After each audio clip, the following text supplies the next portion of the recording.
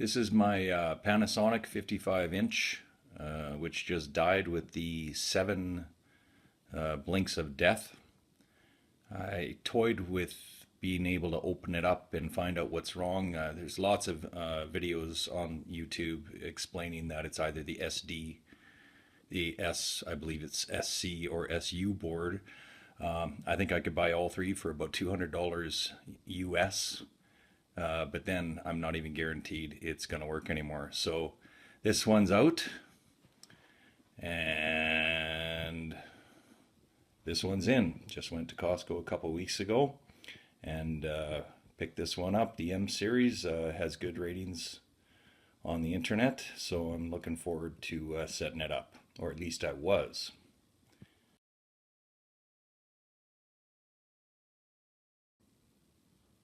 So you may wonder why I haven't set it up. I bought this 2 weeks ago and haven't set it up. You'll see here in the picture that there's 2 stands quite near the edges of the television set, and when we were at Costco I asked them to measure how far apart they were. They were about 47 inches apart for this 60-inch TV. Thinking that this stand here was actually 48 inches, I thought, oh, it might just squeeze in, but lo and behold, this is about 42.5 to 43 inches long, this little cabinet here. And I actually don't have much space. That even my old TV overhung the, this is supposed to be where a fireplace is, but we decided to put it in the corner here. So yeah, it has to overhang, but it actually won't fit on this desk.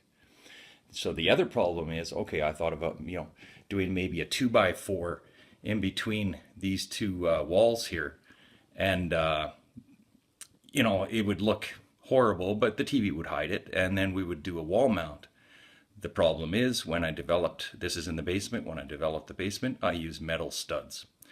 So we thought, there's got to be a solution out there somewhere, and indeed we did find something on the internet.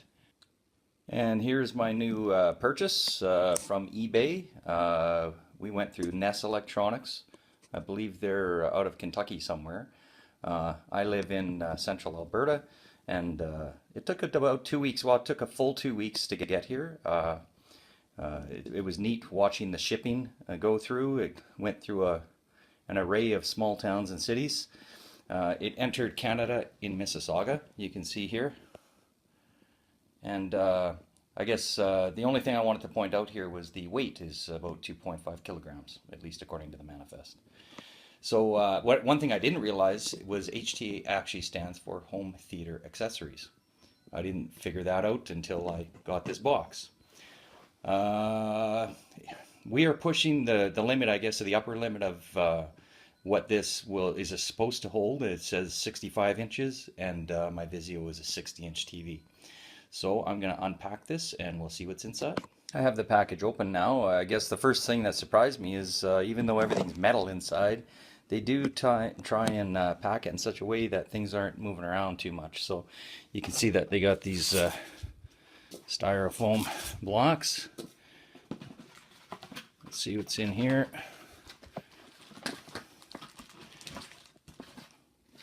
Okay. Oh, I see, those are the stands. Okay, I'm gonna spread out all these parts and we'll be right back.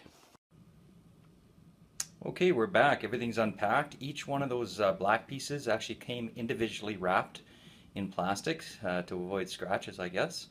And so there's 4 main pieces, a bunch of looks like connectors and hardware, bolts mainly, and they even give you a little tool set. I haven't figured out what it's for yet. Haven't read the instructions. But it comes with a little wrench and an Allen wrench, as well as, and it looks like about 8 black bolts. Not sure what they're for. In the instructions, you'll see that each one of these things has a number on it. You got 2, 4, and 3 and 1.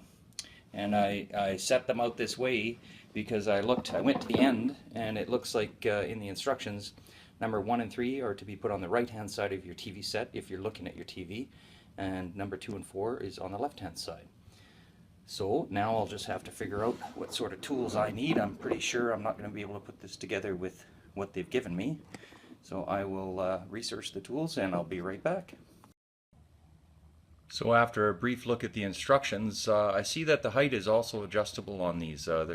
There's many holes in these things. So my wife and I had discussed it. Back in the day, we actually used to have two of these units stacked on one on top of the other, and the TV was on both. And we find the TV set a little bit lower now, a little too low for our liking. So I think we're going to set it to the highest level, and I know that'll be probably the most unstable, but I guess that'll give the worst case scenario then.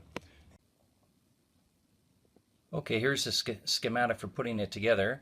Indeed, it looks like I can actually put the stand together using the tools that they've given me. So actually what I thought at once was 8 bolts is actually 4 bolts and 4 nuts. So in the Allen wrench that they've given you, it is for the bolts. So you'll see once I get it here, there's the where the Allen wrench will go into, and obviously this is for the bolt. So I've already set them up according to the schematic and the numbers, and I'm going to put these together and I'll show you the result of the stand. And then it looks like this extra hardware is for actually installing it onto your television set. I might have to wait till my son gets home so he can give me a hand lifting this this beast out. But anyways, I'll put these together and we'll be back. Okay, that was relatively straightforward. Indeed, those tools did the job. Just an Allen wrench and a small wrench gave you enough leverage, although it did hurt a little bit. I might suggest, I didn't measure what these were, but if you do have a real wrench, I would suggest you would use that. The thinness of this guy actually, cut into my fingers a little bit. I mean, it just hurt. It didn't cut my fingers, but yeah, it worked. The other thing I was thinking about was, with this heavy metal and sitting on this wood, it's going to scratch it up. But they thought of that. You can see here, they have little, I guess it's felt. I don't know. Looks like little rubber pads actually on the bottom of each of these. So well thought out. I really hope it works. Okay, so I have my stands there. I have my TV face flat down on the floor. I'm still alone, so that took a little bit. It was quite heavy actually. And I've removed the 4 bolts there at the back for the wall mount, which is now going to be, I guess, these stands, these universal stands. And the bolts that came out, I will not be reusing them. They had a Phillips, and actually I stripped one. Let's see if I can show you here. Anyways, it has a Phillips, yeah, you can't really see it that well, but these are actually pretty flaky, and I actually think that the hardware that got shipped with the stands is much better. Trying to get focus here, but yeah, anyways, you can use a Phillips or a slotted screwdriver in case you get stuck. I haven't tried it yet, but some of these also allow a Robertson, so it's quite a universal thread. Sorry that it's not, you can't really see it that well. So that's the hardware I'm going to be using, is the silver ones. The black ones, I guess I'll just throw out. I tried to show earlier that this was seemed to be a universal type of bolt. And indeed, I've tried all 3 screwdrivers, so you'll see here that the Phillips screwdriver head fits in nicely. That said, I'm not a big fan of Phillips. It tends to strip when you are putting a lot of force on. The slotted screwdriver also fits into this bolt, as you can see. And as well, my favorite, the Robertson screwdriver, the red handle one. And yeah. So this is what I'll be using to tighten up the bolts when I get them into the back of the TV set. You may want to consider actually putting this piece on the back of your TV first prior to putting on this because, as you can see, my TV is lying flat on the ground and I will not be able to screw this in without tilting my TV upwards. Okay, in short order, I've decided to tilt the TV upwards.